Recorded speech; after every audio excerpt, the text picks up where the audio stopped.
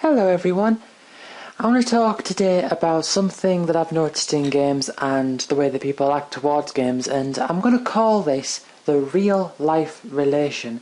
And I don't know if this has got like an official name that someone else has come up with or anything, but this is just something that I've noticed and I'm calling it the real life relation.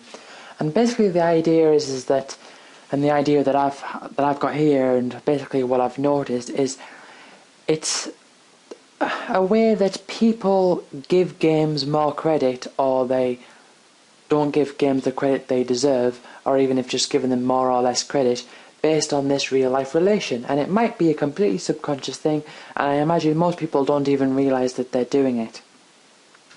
But what I tend to notice is that people really like mechanics and they really grab onto mechanics if the way that it's explained can also be compared to something that would happen outside of the game world, just like in everyone's day-to-day lives. So I'll give an example of what has a low level of real-life relation, and then I'll give an example of something that has a high level of real-life relation.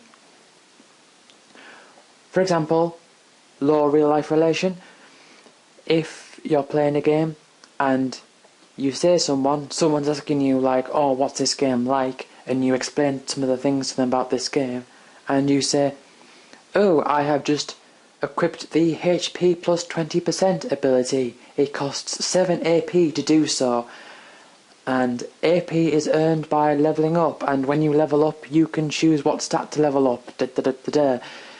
Now, compare that to real life. Real life doesn't have level ups, it doesn't have AP, and it certainly doesn't have HP plus 20%. How would you measure HP in a real life situation? You wouldn't. And so people are going to see that as purely a mechanical thing, something that happens in the game. Of course, all the things that happen in games are mechanical. They have to be. You know, everything's down to just ones and zeros, bits of code, and it's all typed up and it's all based on logic. That's how games work. But people would see that and see that, oh, that's just numbers. It could be useful, but okay.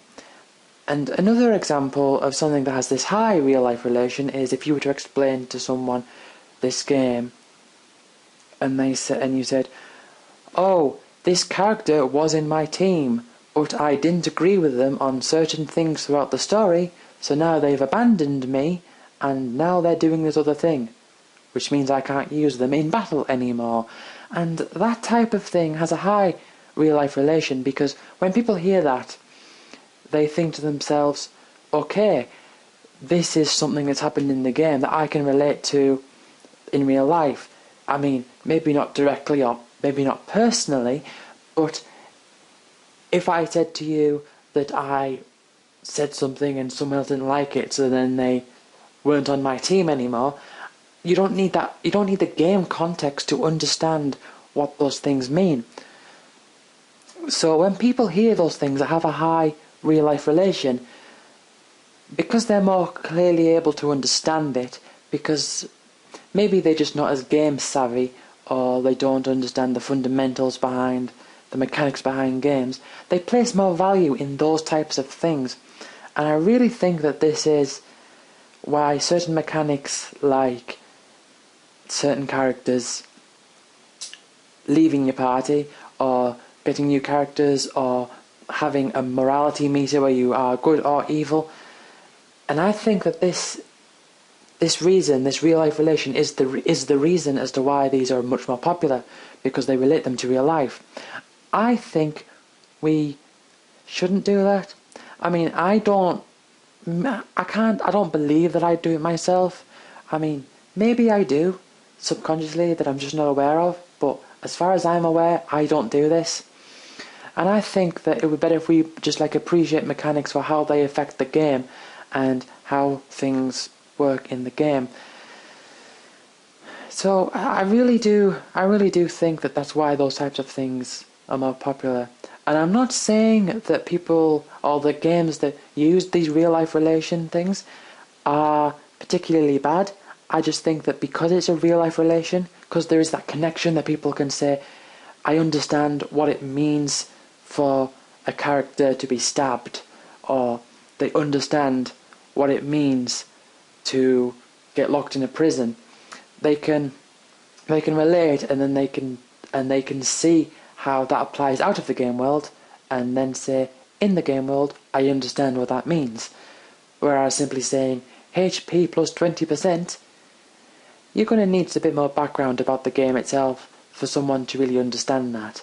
And of course, even with the real life relation thing, it doesn't tell you much about how the game is played or anything, just by telling someone, oh, this character might betray you, because it's just not enough information. But because there's this real life relation, people will like it more.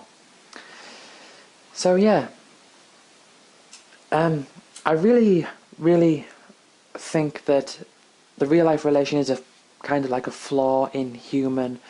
It's part of human psychology that is a flaw in being able to analyse the effectiveness of mechanics in games, and I think if we're aware of this, and people who do this can kind of overcome it.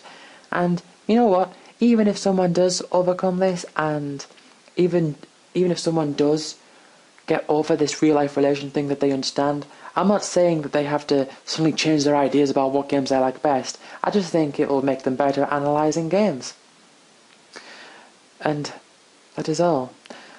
Thank you for listening. Let me know what you think, and I will see you all next time.